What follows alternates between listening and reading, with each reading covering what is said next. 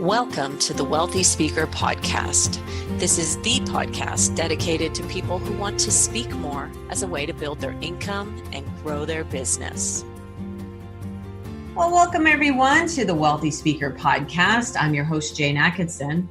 Today's podcast is being brought to you by Accelerate Live 2018. That's our live event series that takes place 2 times a year, September and February. Now, our September event is coming right up, September 7th and 8th. So quickly, we are working over here madly putting together the pieces of what will be an extraordinary event.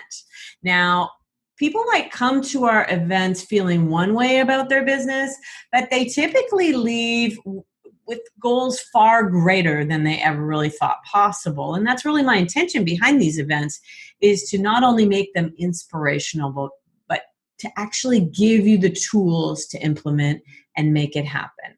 So September 7th to 8th in Toronto, we're going to be doing deep dives on both selling big contracts like 7-figure contracts and experiential training.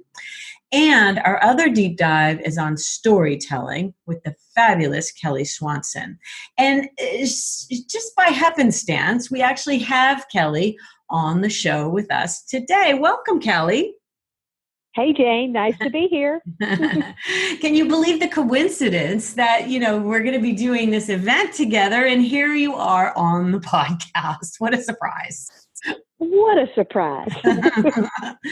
So if you guys would like to know more about our event in Toronto, go to wealthyspeakeru.com/ACC 2018, and we'll put this in the show notes as well. So today's podcast is called Crafting Stories That Connect and Engage. Kelly, why is that so important for the world, for our world of professional speaking, for people to connect in this way?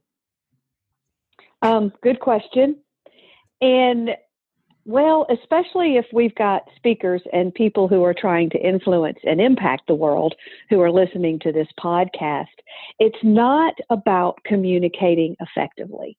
It's not about holding your hands at the right position or making sure that you've taken out every so and While those things matter, Jane, our ability to influence and to get people to buy into what we say and to buy what we're selling and to believe us is really all about connection instead of communicating. And I could go longer into it. I'm not going to, but when we're selling our truth or our product or our service, people buy from people they like, trust, believe, and feel like they know.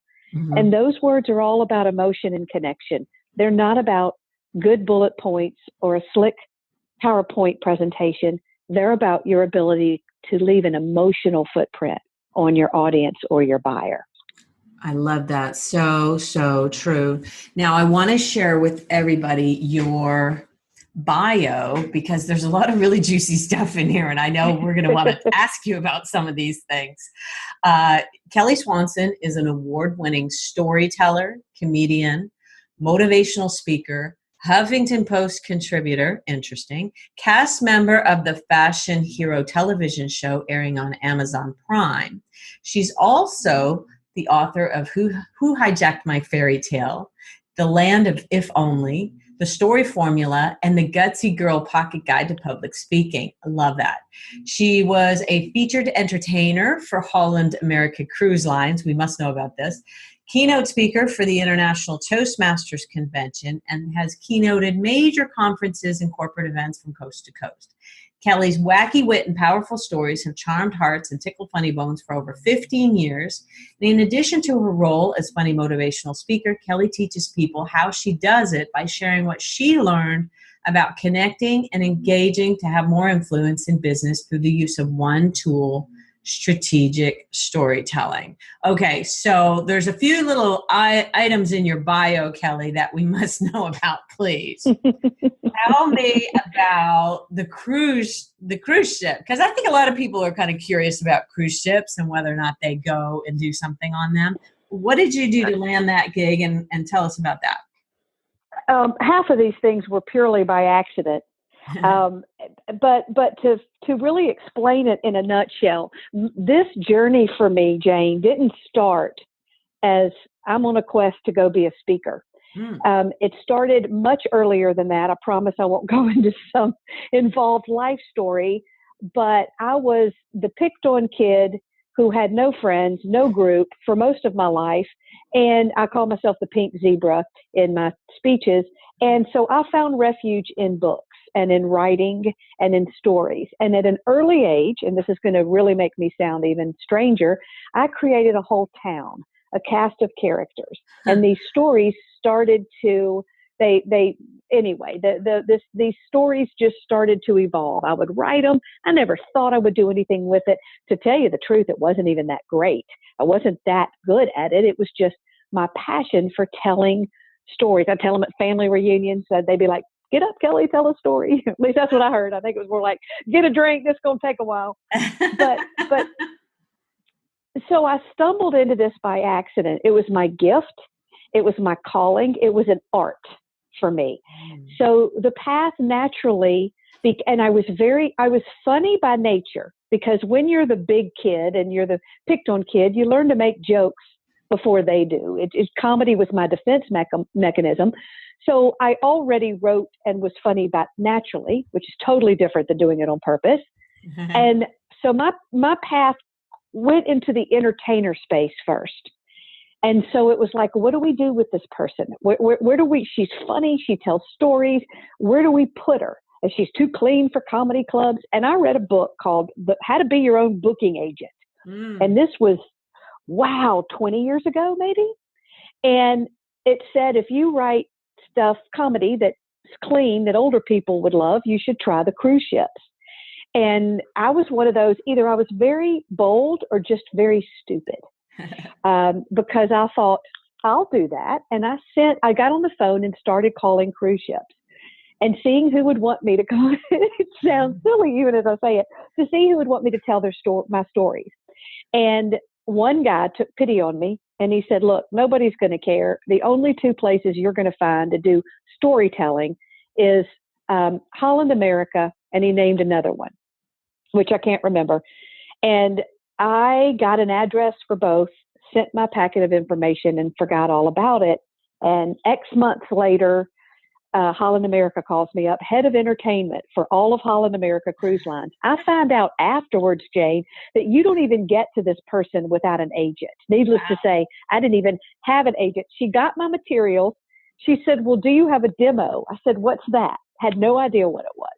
She took and we're not talking, for anybody listening, we're not talking cruise ship speaker. We're not talking the person that comes in and gives a presentation during the day. Right. We're talking the embarking entertainer. So when the cast takes a break, we're the ones they fly in, and we're featured that night in 2 back-to-back shows as the entertainer. So she took a gamble on me. I did 5 contracts for Holland America as a storyteller. I was scared. I had never gone anywhere, and I was scared to death. But I realized quickly it wasn't what I wanted my livelihood to be, but that's a story for another day.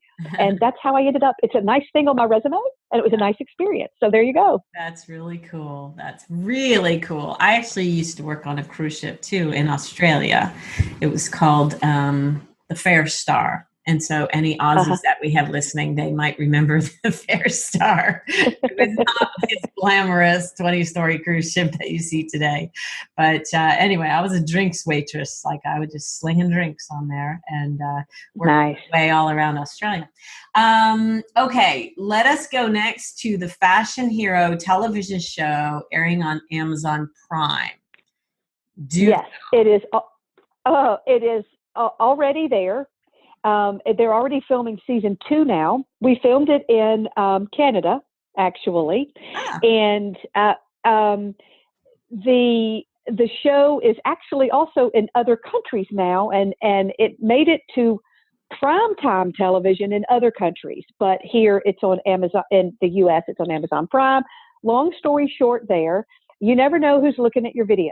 Let me just tell you that, because I've gotten a lot of calls from reality TV. And this was probably the fifth one that had called me. Apparently, I am a reality TV show's dream, which could be a compliment and maybe is probably not. But apparently, I have a big personality. And also, Jane, they told me that when they watched my videos, they were looking for somebody who could connect with their demographic. They weren't looking for slick and polished. They were looking for real, authentic, and who could connect to an audience. That was the reason they chose me.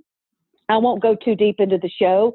It's a show kind of like American Idol, but they look for models instead, and models who don't fit the world's definition of beauty. They're trying to change the unrealistic standards that we put on beauty, starting with the fashion industry. So it's really interesting. So they bring on these, and they pick 4 designers from all over the world, fashion designers. And at the end of the show, the contestants are put through challenges, and each designer will choose one person to be the face and the representative of their brand for that following year. And they brought me on. So obviously it's all about, owning who you are, even when you're not the standard model look. And I love their mission. I was on 2 episodes. They brought me in as what they called a celebrity mentor. So apparently I'm a celebrity now. I did not know that. And they had me in one episode teach the contestants how to tell their story, because as brand ambassadors, it would be important for all of them to be able to reflect the brand, to tell their story, for them to connect and engage in real life. So they learned comedy bits, which was frightening, but we turned them into embarrassing stories, and we got them up on stage and taught them how to make an instant connection with the audience using just their own personal stories. And then the next episode was how to do it on camera. So we worked all day with how to pitch products, tell the story of a product, but do it in a way that's authentic and organic on camera. So it was a phenomenal experience. I was scared the whole time. It was so out of my realm, but I had a ball. Brooke Hogan is the host of it, Hulk Hogan's daughter. It's a very neat show with a good message. I was honored to be part of 2 episodes anyway. That's very cool. Well, I have Amazon Prime. I am going to check that out. That sounds really, really amazing. Your career is one that has been a series of flashpoints, different things happening for you. Is there one thing that you think has helped you move to the level that you are right now? Yes. Well, there might be 2. Okay. One has always been a consistent. I've done a lot of things wrong, Jane. But one thing I did right was I constantly pushed myself to perfect my craft. I never settled at good enough, and I put an obscene amount of time and energy into my product, which is my speech. And I put a lot more into it than I see many speakers do. And that pays off. Right. That gets more bookings. It gets more whatever. The second thing that I did that changed things for me was I made myself more marketable. For years, I could have coasted at this. I'm a funny motivational speaker. I make you laugh. I make you feel good. But I was boxing myself in to a certain place I would never get higher than, and making myself more marketable and pulling out what other gifts I had and really tapping into what would have a higher return on investment for them changed everything for me.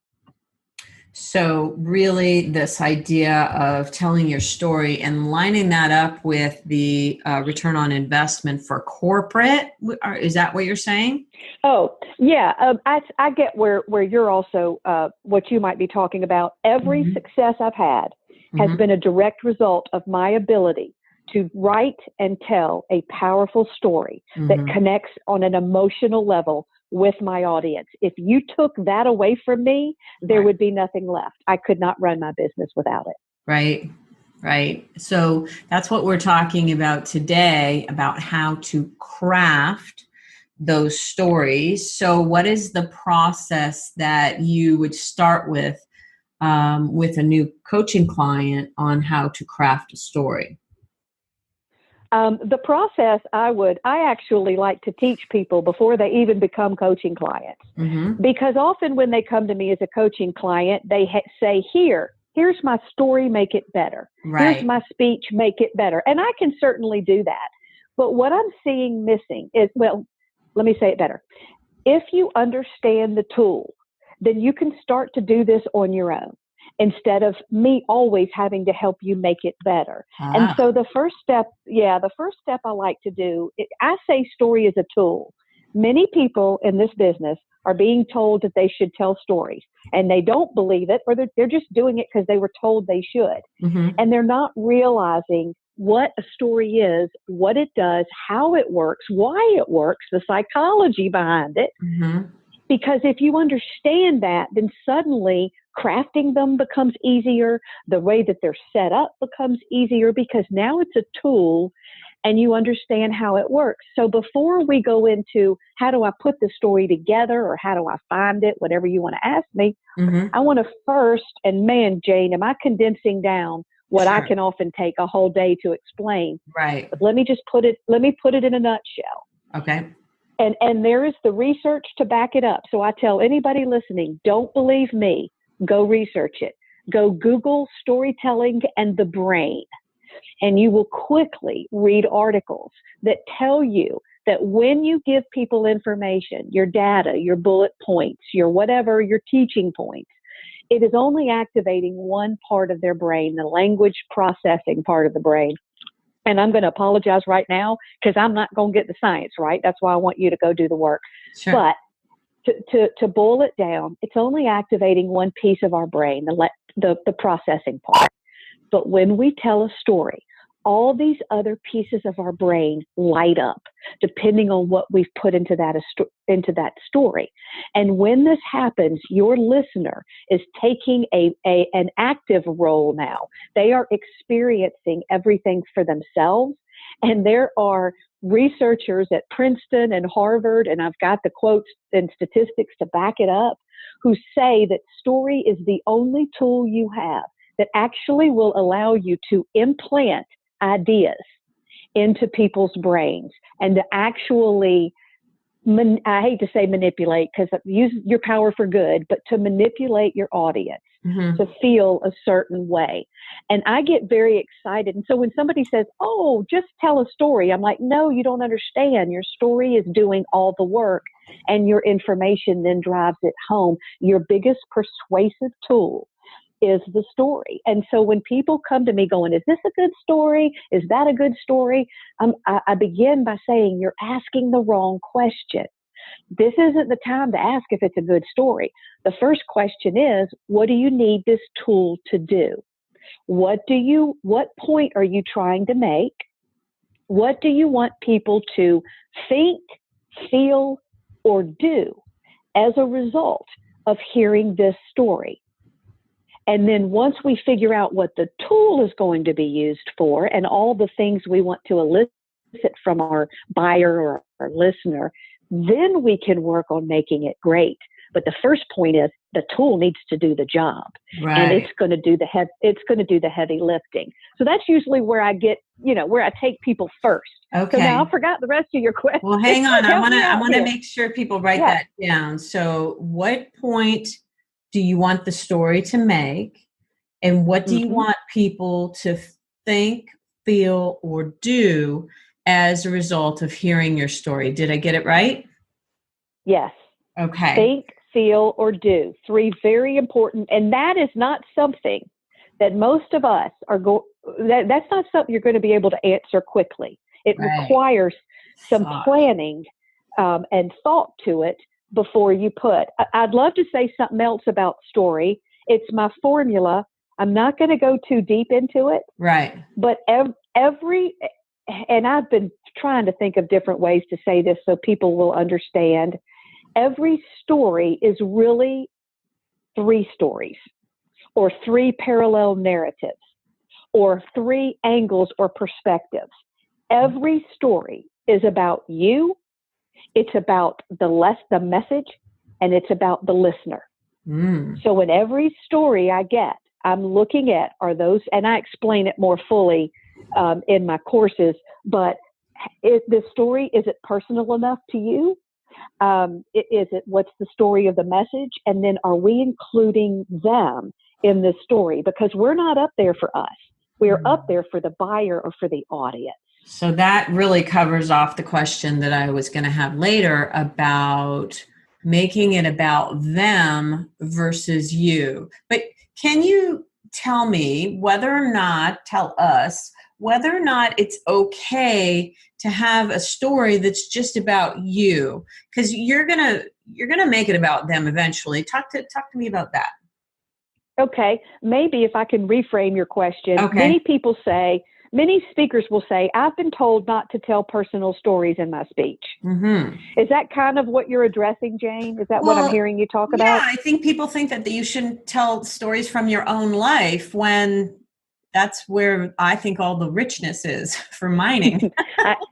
I agree. Okay. And when I tell you the pieces of the story in a Mm-hmm. minute, if you Okay. ask me to go there, Sure. what pieces make up a story, then we will cover. You'll see how I make that story look like it has to be about the audience too. Okay. A piece of your question is going to be answered in a minute, but let Okay. me deal with the personal story Yes. issue. I agree with you. I disagree. Well, I think there are no hard and fast right or wrongs. Please, nobody ever go away from me and say, I have to do it this way because Kelly Swanson. No, it's Cool. the way that allows you to teach it. Yeah. But personal stories are great stories to use in a speech. And in fact, I think sometimes in my case, even more emotional and more persuasive because they are personal. And so we know how much they mean to you, and the emotions and the conflicts in the story mirror ours. For example, when we tell stories about marriage or relationships, my marriage jokes go over better than anything else. And the stories about me and my husband. Yeah. Why? Because everybody in that audience can relate to some degree to being in a relationship. So when you're looking at the tool, and does the tool mirror the conflict that the person in your audience has, it shouldn't matter where the story came from, because it's a story to illustrate your point. We're not judging it based on, did you tell the right kind of story? I would judge it based on, well, did it make your point? Right. And if it made your point, then we get it. Who cares if it was? And I would even say, make your business stories personal, which may confuse some of you. I tend to confuse people because there's so much going on in my brain. But have you ever heard people tell canned business stories and you roll your eyes and you're like, oh God, what did they get that from, a book or Chicken Soup for the Soul? Or it's just this plasticky canned story. And they'll say, well, it's not mine. Should I not use it? I'll say, no, use it, but tell me what it means to you. Make it personal to you. Nice. Where were you when you read it? Did you change your life because of reading it? When it becomes personal to you, then it becomes more personal to me. Good one. I love that. You have a really funny line about your husband criticizing you, working on Which yourself or one? something like that. Well, I don't want to give away the ending of the line. I know. I always trust me, there are plenty. Okay. I mean, just recently, apparently we have a new rule in our house that you can't drink right out of the milk jug. But so whatever. So there's new material coming right there. Nobody ever told me. But anyway, in my speeches, it comes from real life, and half the time I don't even have to craft it. But I'll always say, hey, I've always struggled with my weight. Now, my husband says, though, when I say struggle, that implies I'm working at it. And then the audience laughs. And I say, it's a shame he went missing. And then I say, I'm struggling to find him. Now, so yeah, and people, they howl. Great. And you know why? When we're going a little bit into humor, when I'll have speakers come back to me and they'll go, Kelly, I would have sworn that line you wrote for me wouldn't be funny. And they said, but you said it is going to be funny. Trust me. And they said it got a huge laugh, but it's not that funny a line. I said, let me tell you why. We laugh to what we can relate to. When they can nudge their spouse or their whatever, and they go, oh my gosh, Charlie, that's you. Yeah. We laugh because we can relate to it. That's a lot of what humor is. It's the truth. Yeah. And I also love things that are self-deprecating. I think that's, and I know we're going a little bit into humor, but I just think that when you can laugh at yourself, it gives everybody permission to laugh at themselves and at you as well. Don't you think? Yes. And if you make fun of other people, you're stepping into a minefield. So you're always safe if you're only making fun of yourself. Yeah. I had somebody tell me a long time ago, don't put yourself down. Never let them see you as anything less than the expert. Put yourself higher up than everybody in the room. And Jane, that did not work for me. No. the more I mess myself up, the more popular I become. I mean, it's uncanny. Human. I'm human and they love it. Let's just talk about that pedestal for a second, okay? So sure, we want to walk out there on stage feeling like the best version of ourselves. But I think there's a difference between that and saying we want to be better than them. Can you address that?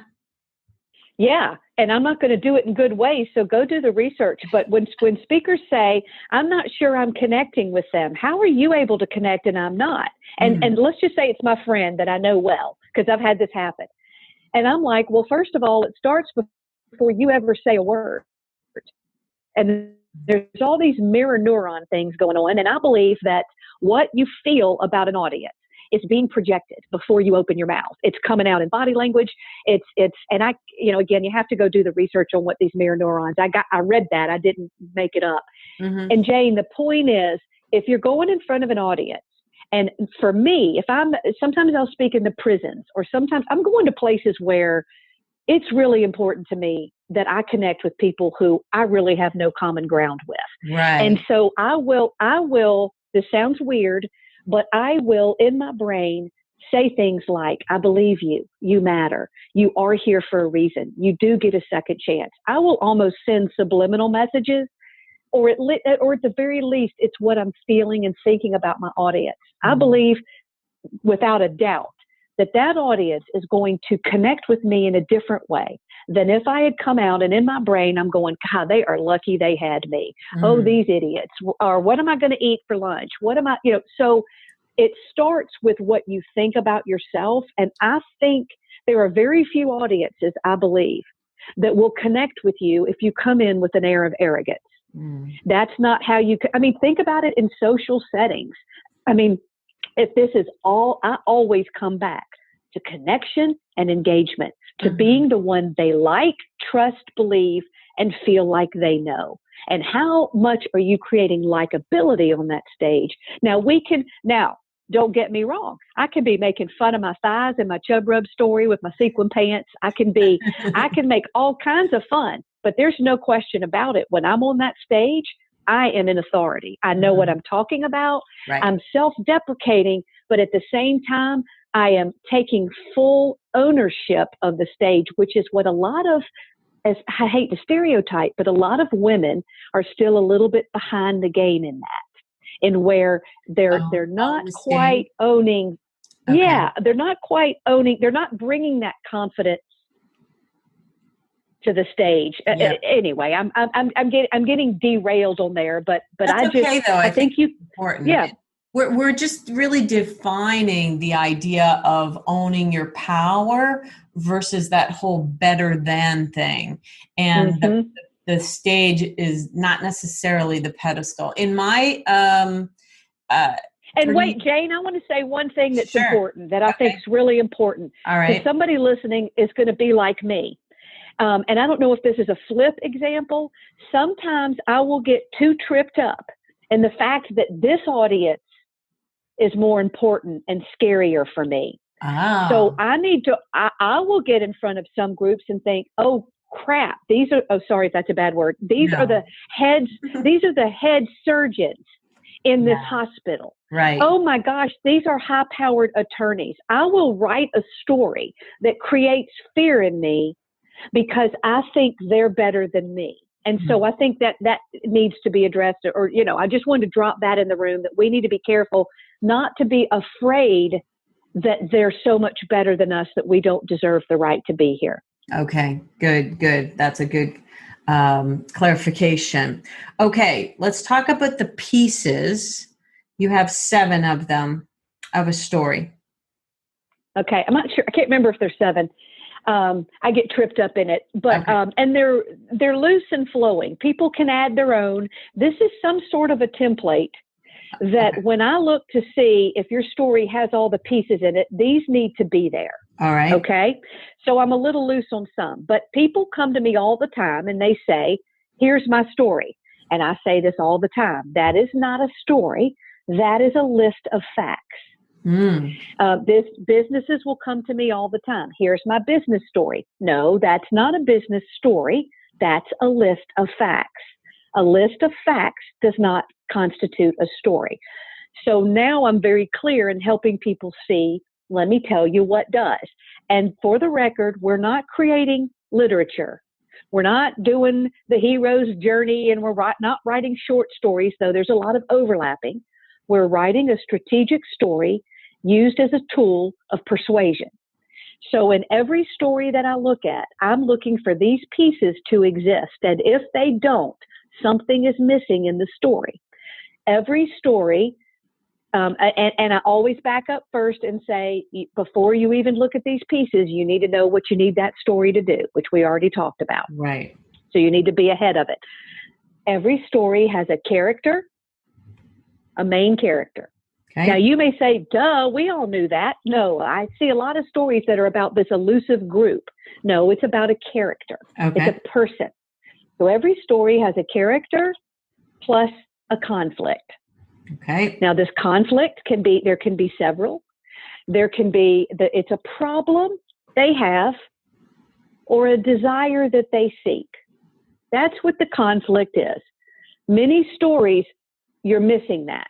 And you need to go back and put your story through it and go, I'll ask you, what's the conflict? You'd be surprised how many are missing that. And it's foundational.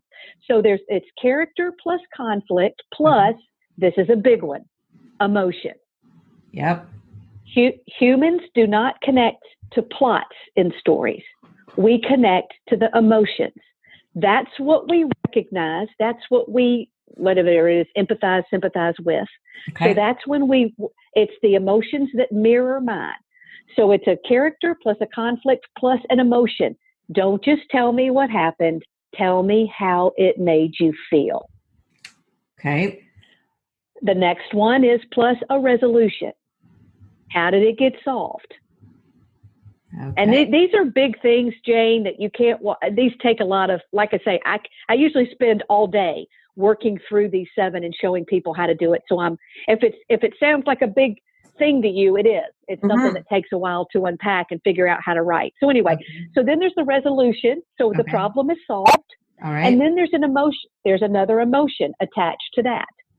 Okay. How does it feel when it's solved? It's almost what you're doing is you're letting your buyer test drive your truth by walking them through the emotions they're going to feel when they follow your advice. And if that doesn't make sense, that even takes a while for people to get. You have to go through this over and over. But anyway, so then there's a resolution. There's an emotion attached to that. Right. Then there's often a victory moment. Okay. A victory moment is when you're stepping into this new truth. It's when you're on the other side of it. It's that moment when now you're putting your new truth into action. Okay. And there's often another emotion attached to that. We're selling based on emotion. In case for those salespeople on the call, you're nodding and you're already getting it because this is exactly what makes a persuasive sales presentation or a pitch. Okay. Which is why this formula works for vendor pitches and brand stories and whatnot. Okay, but let me keep going. Okay. Then there is a lesson. Why am I telling you this story? In literature, we don't pull out the lessons. In speaking, we do. Tell me what I'm supposed to learn from that. Right. So you tell the lesson in this story. And then there's what I'll call an objection. It's not necessary. That's why I said these are kind of fluid. An objection may or may not be necessary. This is the part where you can address the yes, but in your audience. Yes, but you don't know what I face. Yes, but. So there's a place where you can do that. Okay. Then there is an action step. tell your listener what they need to now go do with this story. Okay. Because see, this is how it's becoming about your listener. This is how the story is. So, so what do they do with it? Then there's an action step. The last one is encouragement. Now, maybe because I believe people don't just want to be told what to do. I think they also want to be encouraged. Right. Especially when you know that what you're asking, if you're a health and wellness speaker, you know that what you might be asking them to do is going to take a lot of courage. And so why not, give them a little courage? Now, Jane, in speeches, some of these pieces can exist further in the speech. But so that's why I said it's kind of fluid, the action step or the whatever. But if you apply this to every one of your stories that you're using to persuade and you push it through this formula, then you will have a better structure and a better grasp on the tool of story. And because I've told you to include emotion, now it may not be well written, and that's another story entirely, and it may not be well delivered. Those are two other issues. But you will have a structure that's solid and that what your audience will thank you for giving a speech that isn't a story that isn't all over the place or doesn't really at the end of the day mean anything. Can you apply this to smaller little vignette stories too? Not always. Not always. Because sometimes you don't, well, here's the thing. Sometimes you're deep into content. You can only tell so many stories in a presentation. You can apply it to every story for sure. But sometimes I'll say, you know what? You're just using it to make an example. It's an anecdote here. You're not going to tell a story. Just say, oh, this happened with my client XYZ and he did this and it worked well. Okay. And you're not really, those are serving as more of anecdotal examples. Okay. But yes, every story it can be, it can be applied to. And as somebody once said, I once told somebody, if I had an hour speech and it got cut down to 15 minutes, and that's happened, what would I do? I would go to one story. And if you follow that story format, if we have any Toastmasters on the call, every Toastmaster speech is 5 to 7 minutes. And I always tell them, if you follow this formula, you don't need anything else, because I've created that template of a lesson, action step, that really is in its own, it's self-contained. It does, it'll do everything you need it to do. Anyway, so I'm rambling. Sorry. I love it. Okay. Speaking of Toastmasters, so Toastmasters sometimes count the I's. How do you avoid using I quite so frequently in your presentation? Okay. I'm a Toastmaster. I love my Toastmasters. I don't always agree with the teaching, and I've gone to many, many districts, and I've told them that, and I've not been, there are... you haven't been shunned? No, I haven't been shunned because they agree with me. That's good. They recognize the danger in over-polishing, for starters. Anyway, but let me address your question. I have no problem. I would never count how many I's are in a speech. Okay. If it balances out.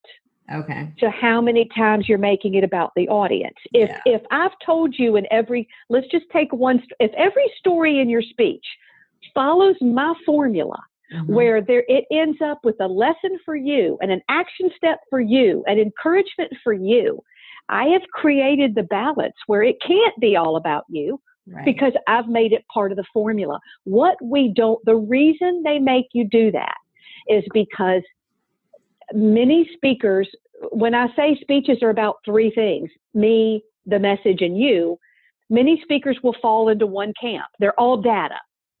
Many people I work with, they're all data driven. It's a lecture. We will not stray from the content. I'm going to tell you as much as I know and I'm going to leave. And then some of them are all about me. And they're all, I did this, I did that, I did that. And you want to vomit because this isn't about you. You're here for me. But many will leave themselves out of it and make it only about the audience. And there's a danger in that. This is what I call my Trojan horse trilogy, these three pieces. There's a danger in that because if you're the speaker up there on that stage, you're the salesperson. And in order to buy from you, we have to like you and trust you. You have to sell you first. That's the difference in them walking away with content that blows their mind, or them walk and not ever thinking about you again, or them walking away talking about you because they connected with you personally. It's a piece of the equation we cannot leave out, because if anybody can take your speech and give it, you got a problem. This is so good. I'm so excited now about hanging out with you in a couple of weeks. Let's talk lastly about that danger that you mentioned of over polishing. Yeah, that's one of my, I say pet peeves, but again, it's very important to me that I don't fall into the category of somebody giving you a list of things you should and shouldn't do. Right. Because to me, speeches are not performances.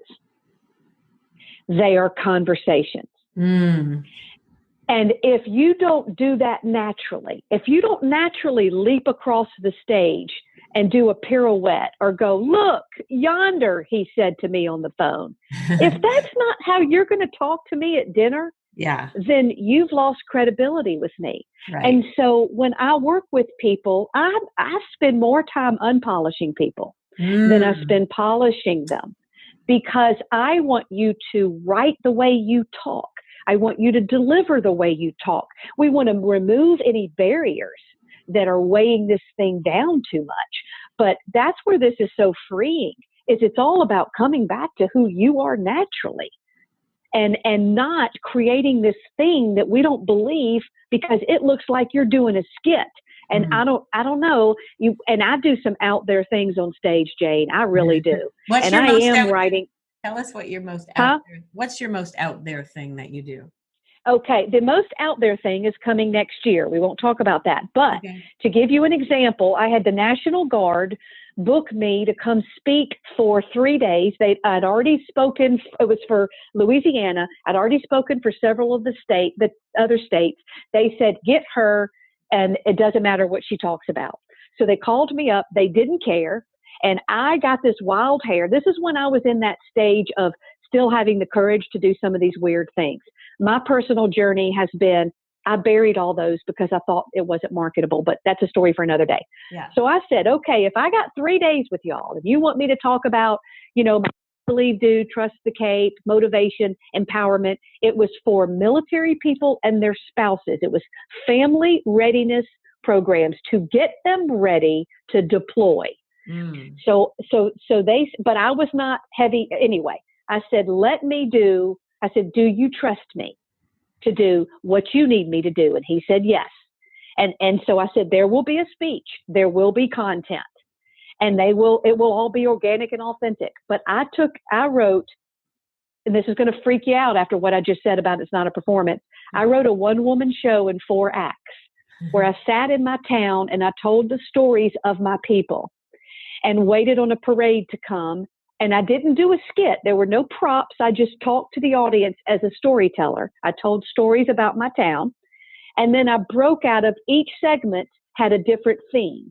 And so 1 hour of the first day was on C. And I broke the fourth wall. I walked out in the audience, went into content. We discussed it, stepped right back up and went back into the story.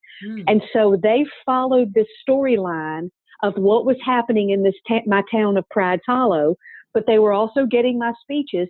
And on the last day, we were also waiting for the parade to come. People were changing their flights in order to get to, or because they'd come in from all over the state or travel or whatever, because they all couldn't wait to stay to the end of the story. That is, don't try that at home because my biggest struggle, Jane, and I'm really stepping into that awareness now, because my stories are so crafted and I'm combining fiction and nonfiction. Right.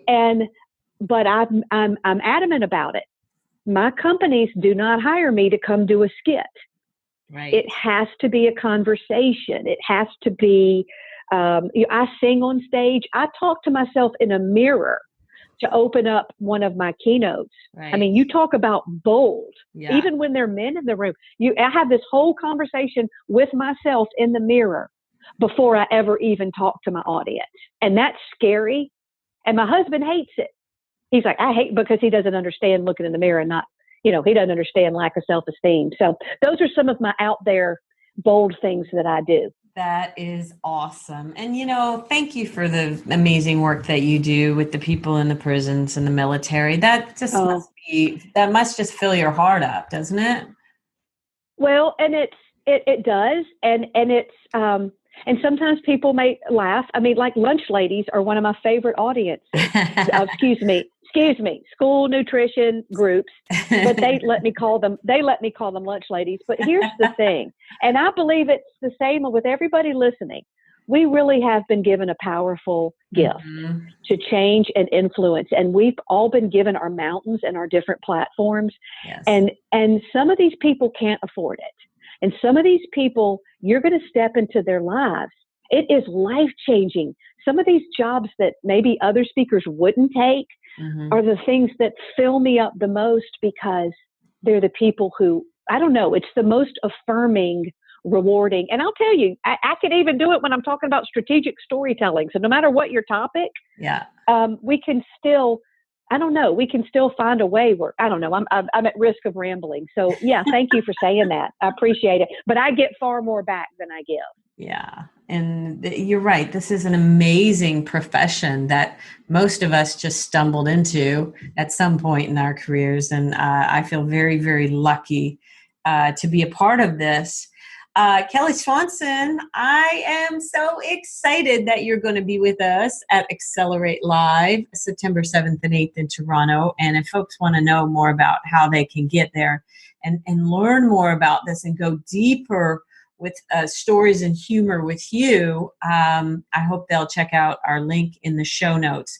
Is there one thing that you feel like you just absolutely must tell speakers before we sign off here today? Yeah, I do. There's a difference in a passion and a calling and a business. And there's a difference in having a calling, but turning it into a livelihood. And that's where I can often get caught up in the artistic feel-good component of it.